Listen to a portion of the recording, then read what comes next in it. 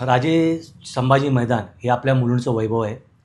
मागे देखील महाराष्ट्र नवनिर्माण सेना आमच्या मुलुंड विधानसभेच्या वतीने आम्ही नशामुक्तीसाठी मोर्चा काढला होता। त्या मोर्चा काढल्यानंतर पोलिसांनी कारवाईला सुरुवात केली, परंतु त्या कारवाया 2 दिवस केल्या आणि त्यानंतर परत जैसे ती परिस्थिती झाली।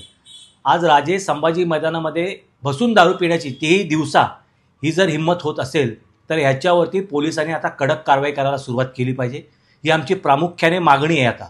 आणि जर ते कारवाई करू शकत, काय असतं कारवाई होणार 2 दिवस परत बसणार, परत जैसे ते होणार, त्यापेक्षा ह्या कारवाया कंटिन्यू राहिल्या पाहिजेत। आणि जर कारवाया झाल्या नाहीत आणि आम्हाला त्या ठिकाणी अशा गोष्टी आढळल्या तर आम्हाला आमची मंचे स्टाईल त्या ठिकाणी आता वापरावी लागणार आहे।